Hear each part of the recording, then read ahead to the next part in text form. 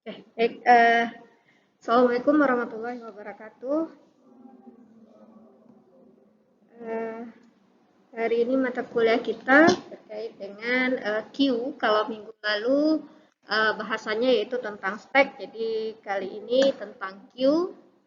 Eh, Oke, nah seperti tadi saya jelaskan kembali, saya ulang sedikit lagi. Mungkin kalau ada yang baru masuk, queue ini sifatnya antrian, ya. Jadi dia first in, first out. Siapa yang duluan masuk, dia yang akan pertama sekali keluar. Dan masuknya ini istilahnya ada pintu untuk masuk. Nah, jadi ini ada in-nya, ada in, dan yang ini adalah pintu untuk keluar. Ya, jadi ada pintu masuk dan ada pintu keluar. Nah, ilustrasinya seperti ini. Ya, jadi ini anggaplah kalau kita pergi kemana misalnya membelanja di swalayan kan bayar antri. Nah, berarti siapa yang duluan yang di depan, ya itu yang akan dilayani terlebih dahulu.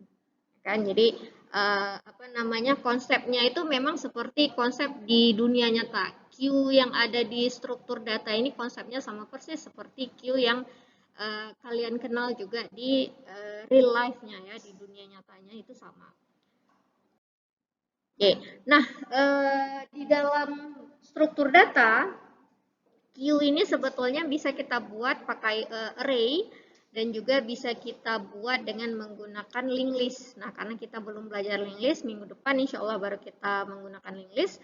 Nah, di sini yang akan saya jelaskan hanya yang menggunakan array terlebih dahulu. Jadi kalau dengan menggunakan array ya sama saja anggapannya ya berarti ini seperti apa namanya ya, ini array-nya.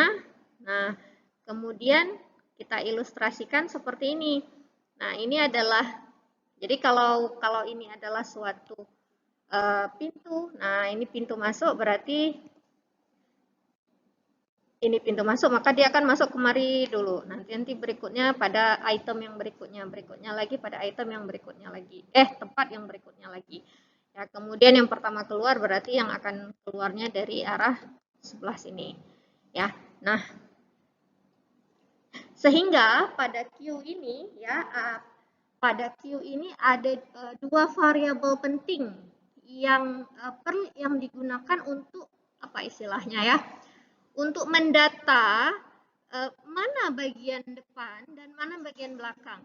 Kalau misalnya pada stack cukup satu, kenapa pada stack cukup satu? Karena kan dia satu arah, ya. Nah, kalau Q karena ada dua arah, ya, jadi kan ada arah masuk, ada arah untuk keluar. Nah, jadi yang depan ini maknanya dia yang akan duluan keluar. Nah, yang bagian belakang ini petunjuknya berarti dia yang akan masuk. Ya, jadi perbedaannya seperti itu. Jadi kalau pada stack itu hanya ada satu variabel, kalau nggak salah saya namanya top ya kan, top ya. Jadi top ini akan menyimpan nilai terakhir posisi nilai posisi terakhir tempat kita bisa memasukkan datanya lagi. Nah, kalau pada Q kita menyimpan dua nilai yang penting di sini yaitu nilai depan. Kalau dalam bahasa Inggrisnya berarti front, kemudian nilai belakangnya kalau dalam bahasa Indonesia bahasa Inggrisnya itu adalah rear. Nah, jadi yang depannya ini berarti kalaupun kita keluarkan berarti nilai dari depannya ini yang kita perlu ketahui. Nah, kemudian untuk kita masukkan berarti nilai belakang ini yang perlu kita ketahui. Ya, jadi sifatnya seperti itu. Oke. Nah, kemudian ada istilahnya the queue. Jadi the queue, kalau queue itu kan antrian. Nah, kalau the queue ini berarti kita keluarkan satu persatu elemen di dalam suatu antrian. Nah, seperti tadi saya jelaskan bahwa queue ini bisa kita gunakan array. Nah, array-nya itu sendiri bisa ada dua cara buatnya. Kok ada dua cara? Ada tiga. Ya, ada tiga. Apakah array-nya itu kita buat linier seperti ini dengan ilustrasinya itu seperti ya seperti satu garisan seperti itu linier ya. Nah, ada satu lagi Q itu sifatnya seperti lingkaran ya, sirkular, jadi seperti lingkaran. Kemudian ada satu lagi double N.